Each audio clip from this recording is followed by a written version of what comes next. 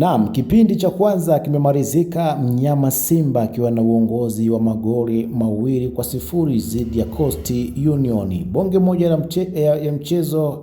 Coastal wameonyesha uhai wa hali ya juu, wameonyesha upinzani kweli kweli, wameonyesha kwamba hii ni NBC Premier League. Licha ya mnyama kuongoza magoli 2-0 katika kipindi hiki cha kwanza, lakini Coastal wamechallenge kwa ukubwa sana Simba. Kilichookoa mnyama ni kuwa na wachezaji wenye experience kubwa na wenye uwezo kuliko Coastal Union, lakini ukiangalia mpira karibia ulikuwa 50-50. Kuna muda mnyama alikuwa anaongoza position, lakini kuna muda mwingine alikuwa anaongoza Coastal Union. Na jinsi gani Coastal wamefanya vizuri kwenye mchezo huu. Kawaida tumezoea possession za mchezo na kucheza timu kubwa hizi, kwa maana Simba timu hizi za daraja la kati na za daraja la kati, huwa mnyama anakuwa na umiliki mkubwa sana wa mchezo kuliko timu hizi. Lakini hii leo Coastal Union wameonyesha uhai wa hali ya juu kwenye mchezo wa leo, lakini hiyo yote haijazuia mnyama kupata ushindi mnono kwenye mchezo huu ambao